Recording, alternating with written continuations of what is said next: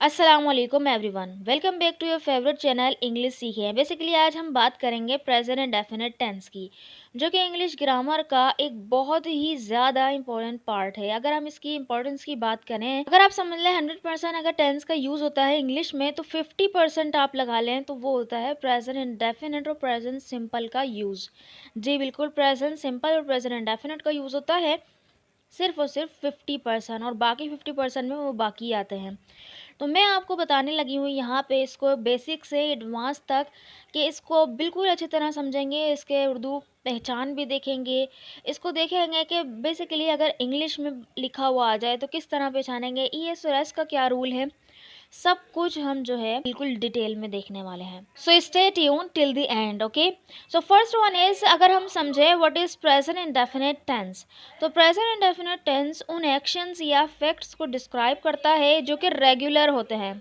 Regular action means कि routine wise action जो होते हैं, या तो आप कह लें हैबिचुअल एक्शंस होते हैं जो कि हम आदतन करते हैं, ठीक है, या तो वो रिपीटेड एक्शन है, बार बार वो दोहराए जा रहे हैं, वो भी प्रेजेंट इंडेफिनिट में ही आते हैं। अगर सेकंड की बात कर लें तो वो यूनिवर्सल ट्रूथ्स हो गए जितने भी, वो इसमें आते हैं।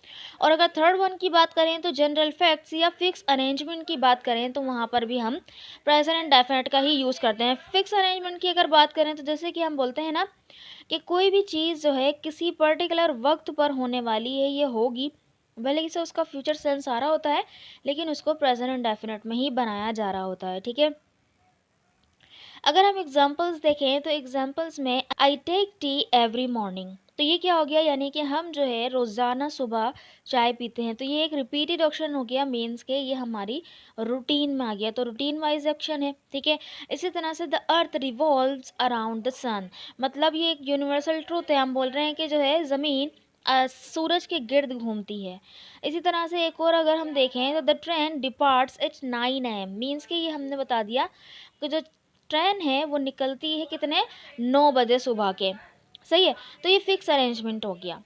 इसी तरह से अगर हम इसको आइडेंटिफिकेशन देखें कि how to identify present indefinite tense, तो प्रेजेंट इंडेफिनिट टेंस के जुमलों को अगर उर्दू की बात करें तो उर्दू में आमतौर पर इसके आखिर में आता है ताहे तीहे तेहे। अक्सर पे आप देख लें 90% अगर देख लें तो ताहे तीहे तेहे से ही हम इसको पहचान लेते हैं कि ये प्रेजेंट इंडेफिनिट है।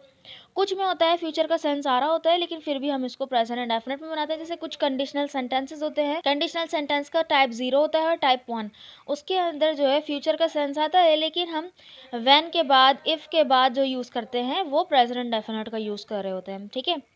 जैसे यहाँ पे अगर बोले वो स्कूल जाता है, तो इसके आखिर में क्या आ रहा है, ता है, ठीक है। इसी तरह से हम क्रिकेट खेलते हैं तो इसके आखिर में क्या आ रहा है, ते हैं। तो हम ये पहचान जाएंगे कि ये किसका टेंस है, प्रेजेंट इंडेफिनिट का टेंस है। तो ता है, ती है, ते हैं, इसकी क्या है, उर्दू पहचान है, सही है। अगर इंग्लिश पहचान की बात करें तो इंग्लिश में प्रेजेंट इंडेफिनिट उन सेंटेंसेस में यूज होता है जो कि हम हैबिट, फैक्ट या यूनिवर्सल ट्रुथ को रिप्रेजेंट कर रहे होते हैं। बेसिकली इसमें जो है वर्ब्स की फर्स्ट फॉर्म यूज होती है और सिंगुलर सब्जेक्ट्स के साथ एस या ई एस लगता है, ठीक है। अच्छा, सिंगुलर सब्जेक्ट्स का यहाँ पे मैं कॉन्सेप्ट क्लियर करती चलूँ। सिंगुलर सब्जेक्ट से मुराद ये है थर्ड पर्सन सिंगुलर, ठीक है, सिर्फ और सिर्फ थर्ड पर्सन सिंगुलर, यानी कि थर्ड पर्सन जिनके बारे में हम बात कर रहे हैं। आई हो गया फर्स्ट पर्सन, यू हो गया सेकंड पर्सन, ठीक है, मैं और आप हो गए फर्स्ट और सेकंड पर्सन। लेकिन हम अगर किसी तीसरे बंदे की बात करेंगे तो वो एक भी हो सकता है, यानी वो एक लड़का हो सकता है तो ही, अगर लड़की होगी तो शी, और अगर कोई जानवर या कोई चीज़ होगी तो वो होगा इट, और अगर हम किसी का नाम ले लेंगे तो वो हो जाएगा वो भी थर्ड पर्सन, यानी एक नाम अगर हम लेंगे, ठीक है। तो सिंगुलर सब्जेक्ट्स ये हुआ, क्योंकि यहाँ पर अक्सर स्टूडेंट्स बोलते हैं कि आई भी तो सिंगुलर है। जी बिल्कुल, आई सिंगुलर है, लेकिन आई फर्स्ट पर्सन सिंगुलर है, थर्ड पर्सन नहीं। तो यहाँ पे सिंगुलर सब्जेक्ट से मुराद है थर्ड पर्सन सिंगुलर्स, ठीक है। आई होप कि ये क्लियर होगा। चलें अब स्ट्रक्चर पे आते हैं। सबसे पहले प्रेजेंट इंडेफिनिट का जो अफर्मेटिव सेंटेंस का स्ट्रक्चर है, सो पॉजिटिव सेंटेंस में सब्जेक्ट आएगा सबसे पहले, ठीक है, I, we, you, they, he, she, it, इसमें से कोई भी एक आ जाएगा टेंस के अकॉर्डिंग, या किसी का नाम होगा तो वो नाम आ जाएगा, सही है। फिर उसके बाद जो आएगा वर्ब की फर्स्ट फॉर्म आएगी, जिसको हम बेस फॉर्म भी कहते हैं, ठीक है। और इसी बेस फॉर्म में ई एस और एस का इजाफा भी होगा। ईएस और एस का इजाफा होगा किसके साथ, अभी मैंने आपको बताया था थर्ड पर्सन सिंगुलर्स के साथ, यानी सिंगुलर सब्जेक्ट के साथ। और सिंगुलर सब्जेक्ट यानी थर्ड पर्सन सिंगुलर क्या है, ही शी इट, और कोई यानी सिंगुलर नेम, तो इनके साथ ईएस और एस का इजाफा होगा जब सब्जेक्ट में ही आ जाएंगे तो। देन उसके बाद जो आएगा वो ऑब्जेक्ट आ जाएगा, ठीक है। अच्छा, अब यहाँ पे हम देखते हैं कि वर्ब में ईएस का इजाफा कब होगा और एस का इजाफा कब होगा। तो ये रूल्स अगर हम देखें, सो फर्स्ट वन, सिर्फ 5 रूल्स हैं इसके, और इसी में जो है ज़्यादातर यूज़ हो रहा होता है। जैसे एक फर्स्ट यूज़ है जब हम ऐड करेंगे ईएस, जब वर्ब वाउल पे ख़त्म हो, यानी जो हमारे वाउल होते हैं ना, ए ई आई ओ यू, ये 5 वाउल होते हैं, इस पे अगर वर्ड ख़त्म हो तो वहाँ पे ई एस लगता है। जैसे यहाँ पे है मेक, ये ई पे ख़त्म हो रहा है तो हम बोलेंगे मेक्स, ठीक है। वैसे ई एस का ही रूल लगा, हमने डबल ई नहीं लिखा यहाँ पे। इसी तरह से गो, ठीक है, गो में ओ आ रहा है आखिर में वावल, तो यहाँ पे हमने क्या किया, ई एस लगाया, गोज, ठीक है, गो, गोज, मेक, मेक्स, ठीक है। इसी तरह से यहाँ पर अगर हम बात करें एस को लगाने की, कि हम एस कब यूज़ करेंगे, तो वाउल लगाने पे ई एस यूज़ करते हैं। तो यहाँ पे जब कॉन्सोनेंट आ जाएगा वर्ड के आखिर में तो एस लगेगा।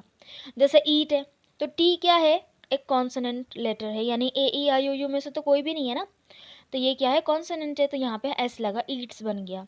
इसी तरह से स्लीप, स्लीप में आखिर में क्या आ रहा है, पी आ रहा है ना, तो उसके आखिर में क्या लग गया, एस लग गया, ठीक है, तो स्लीप्स बन गया। तो यहाँ पे हमने 2 रूल देखे, एक जब आखिर में वाउल आए तो ई एस लगाए, और कॉन्सोनेंट आए तो एस लगाए, ठीक है। अब एक और रूल हम देखते हैं, वहाँ पे ई एस लगाते हैं जब जब आखिर में किसी भी वर्ड के आखिर में एस एच आए, सी एच आए, एक्स आए, या ओ आए, या एस एस आए, ठीक है, तो वहाँ पे हम ई एस लगाते हैं। जैसे वॉश, यहाँ पे एस एच आ रहा है आखिर में तो ये बन गया वॉशर्स। टीच, आखिर में क्या आ रहा है, सी एच, तो क्या बन गया, ई एस, टीचर्स, ठीक है। इसी तरह से फिक्स, फिक्स में क्या है, यहाँ पर एक्स आ रहा है आखिर में, तो ई एस लग जाएगा, तो क्या बनेगा, फिक्सर्स। इसी तरह से गो, आखिर में ओ आ रहा है तो आखिर में क्या लग जाएगा, ई एस, गोज, ठीक है। तो ये दोनों ही रूल ले रहा है, एक वाउल वाला और एक ये वाला भी, ठीक है। इसी तरह से मिस, आखिर में डबल एस आ रहा है तो यहाँ पे भी ई एस लगा, मिसेस, ओके। तो थर्ड वन रूल ये था कि यहाँ पे हम जो है एस एच अगर आखिर में आए, सी एच आई, या एक्स आई, या ओ आई, या एस एस आए, तो वहाँ पे ई एस का यूज़ करेंगे। अच्छा, फोर्थ वन इज जब हम आखिर में किसी भी वर्ड के वाई आए और वाई से पहले कॉन्सोनेंट हो, कॉन्सोनेंट आपको पता है ना कौन से होते हैं, तो वो कॉन्सोनेंट हो, तो हम क्या करेंगे, वाई को एग्जेम्प्ट करके आई ई एस में तब्दील कर देंगे। यानी जैसे स्टडी है, आखिर में वाई आ रहा है और डी क्या है, कॉन्सोनेंट लेटर है, तो यहाँ पे हमने क्या कर दिया, स्टडीज़, तो वाई को ख़त्म करके आई ई एस में तब्दील कर दिया। इसी तरह से कैरी, कैरी में वाई आ रहा है आखिर में और इसके पहले वाला कॉन्सोनेंट लेटर है यानी आर, तो हमने क्या करा, कैरीज कर दिया, यानी आई ई एस लगा दिया, ठीक है।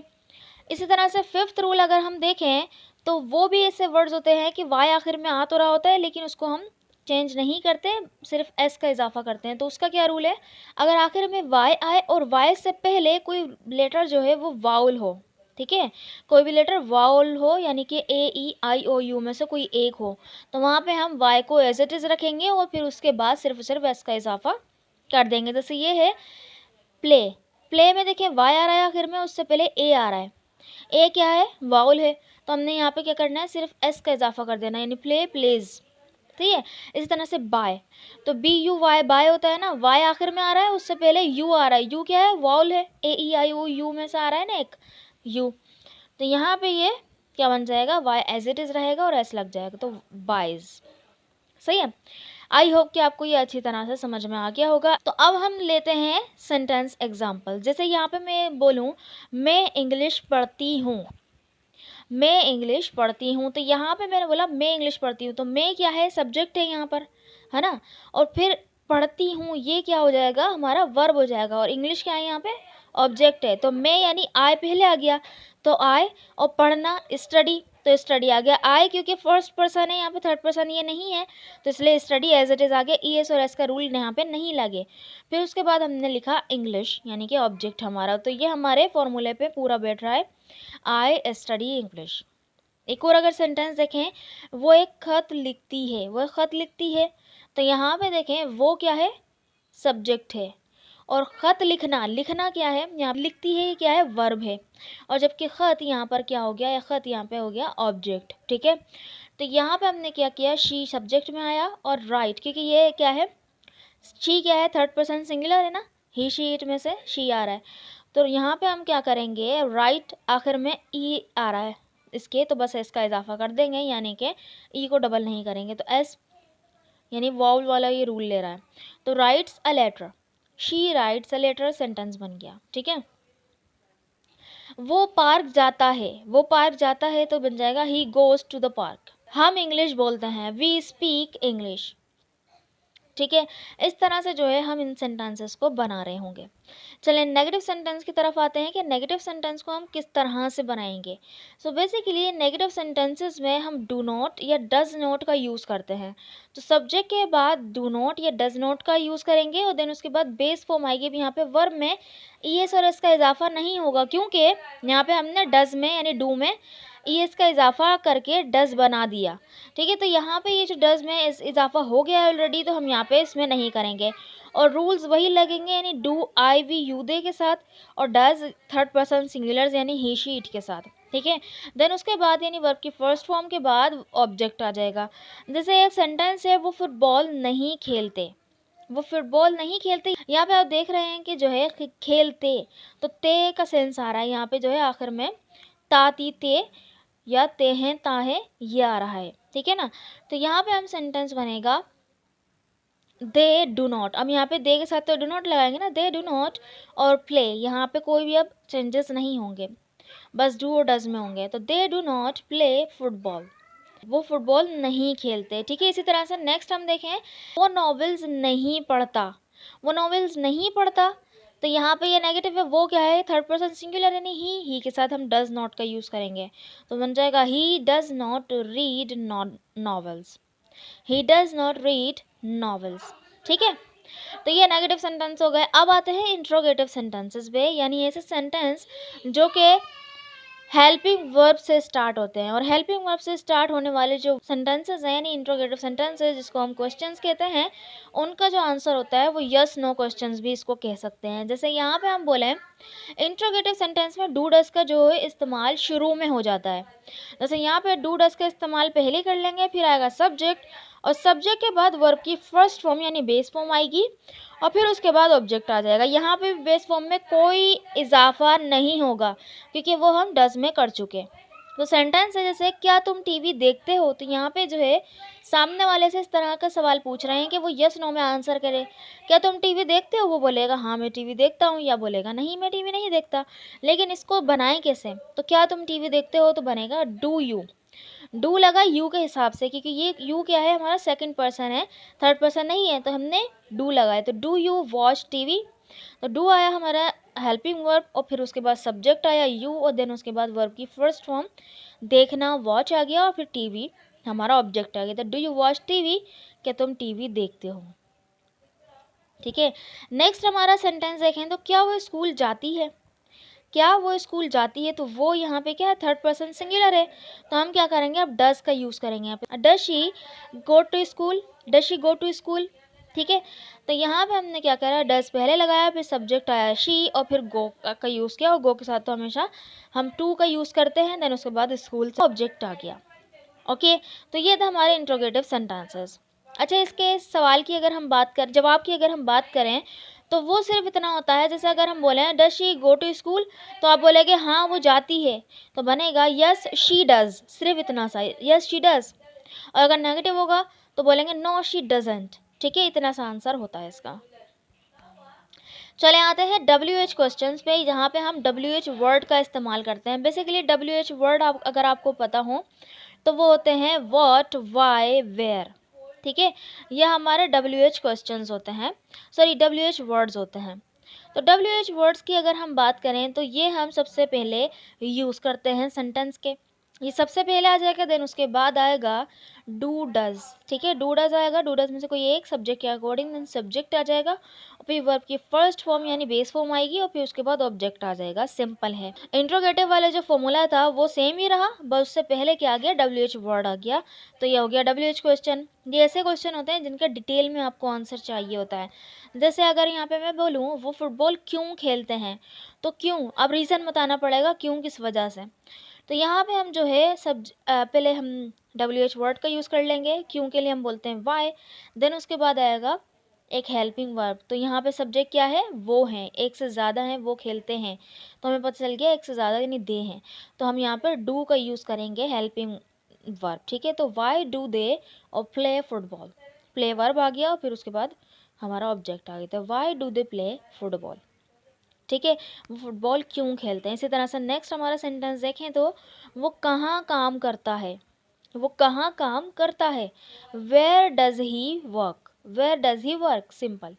तो वेयर आया यहाँ पर WH वर्ड और फिर डज हमने ही के हिसाब से लगाया क्योंकि ही क्या है, थर्ड पर्सन सिंगुलर है, तो डज यहाँ पे लगा दिया। और देन उसके बाद ही आया, ही के बाद वर्ब की फर्स्ट फॉर्म वर्क आ गई, वर्क को वर्ब की फर्स्ट फॉर्म के तौर पे हमने यहाँ पे यूज़ किया। सही है। तो ये तो बेसिकली इसका बेसिक यूज। अच्छा, ये आपको समझ आया कि नहीं, ये मुझे पता चलेगा जब आप इन सेंटेंसेस को बनाकर कमेंट बॉक्स में लिखेंगे। वो खाना बनाती है, वो खाना नहीं बनाती है, क्या वो खाना बनाती है, वो खाना किसके लिए बनाती है। ये सेंटेंसेस आपने बनाकर कमेंट बॉक्स में लिखने हैं। अगर हम इसके एडवांस यूज़ की तरफ बढ़ें तो वो है स्केजुअल्ड इवेंट के लिए हम यूज़ करते हैं, यानी इस टेंस का यूज़ फिक्स्ड फ्यूचर स्केजुअल्स के लिए भी होता है। जैसे हम बोलते हैं ना, the train leaves eight 8 AM, मतलब जो ट्रेन है वो कितने बजे निकलेगी, 8 बजे निकलेगी रात के। तो हम यहाँ पे ये बोले 8 बजे निकलती है या आज 8 बजे निकलेगी, एक ही बात है। इसी तरह से द मैच स्टार्ट्स टुमारो, दो जो मैच है वो स्टार्ट होगा कल से। ठीक है, तो यहाँ पे भी हमने क्या किया, सिंपल प्रेजेंट इंडेफिनिट में यूज़ किया इसको। ठीक है, और आपको पता चल गया कि ये एस वगैरह हमने किस तरह से लगाया। ठीक है, देन जो सेकंड यूज है इसका प्रोवर्ब्स और जनरल सेइंग्स के लिए भी यूज़ होता है। जैसे अगर हम बोलें प्रोवर्ब्स में अगर इसको प्रेजेंट इंडेफिनिट को यूज़ करें, honesty is the best policy. ये जो इज एम आर यूज़ हो रहा होता है ना, वो भी एक तरह से प्रेजेंट इंडेफिनिट ही अगर आप समझें, क्योंकि इज एम आर यहाँ पे एज वर्ब की फर्स्ट फॉर्म के लिए तौर पे यूज़ किया जाता है और बी की फर्स्ट फॉर्म, बी की प्रेजेंट फॉर्म होती है इज एम आर। तो यहाँ पे इज एम आर को किसके लिए यूज़ किया जाता है, होने के लिए यूज़ किया जाता है। तो honesty is the best policy. इसी तरह से time and tide wait for none, ईमानदारी है वही सबसे बड़ी पॉलिसी है, वक्त और मौका किसी का इंतज़ार नहीं करता। तो यहाँ पे जो है ये दोनों हमने प्रोवर्ब्स का यूज़ किया, वो भी हम क्या करते हैं, प्रेजेंट इंडेफिनिट में ही बनाते हैं। इसी तरह से एम्फसाइजिंग कोई हैबिट्स हो गई, उसको हम एम्फसाइज करते हैं, तो उन एक्शंस में यानी कोई भी काम जो है कितना फ्रिक्वेंटली हो रहा है उसे एम्फसाइज करने के लिए हम प्रेजेंट इंडेफिनिट के साथ एडवर्ब्स ऑफ फ्रिक्वेंसी का यूज़ करते हैं। जैसे हो गया कि she always wakes up early, कि वो हमेशा जल्दी उठती है।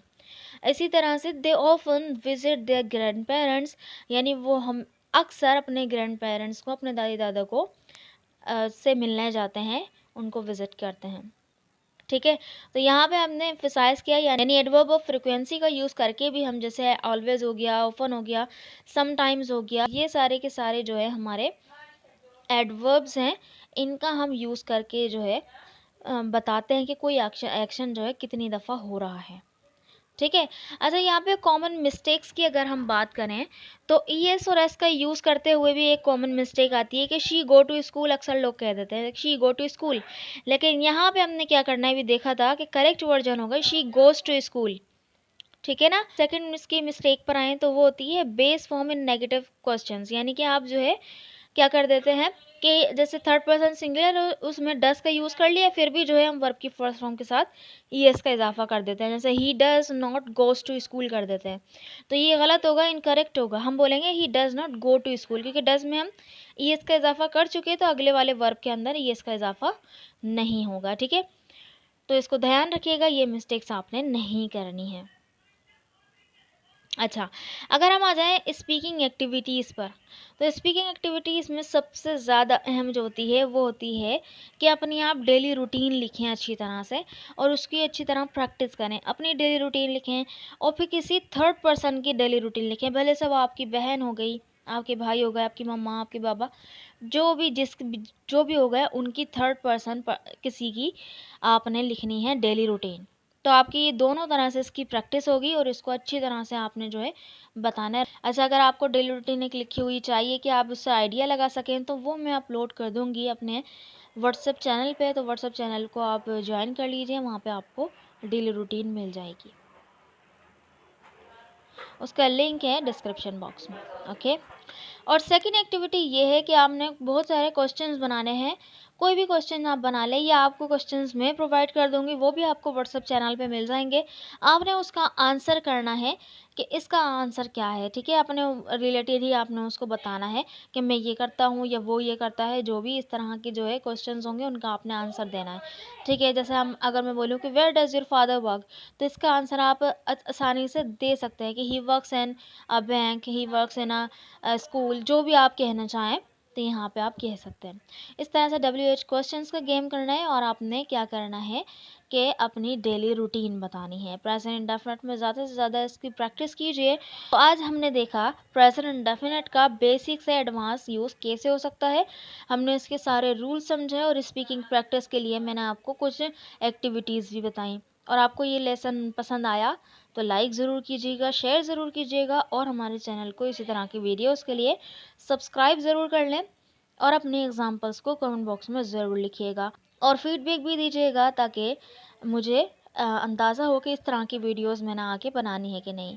सो टिल देन टेक केयर, अल्लाह हाफिज़।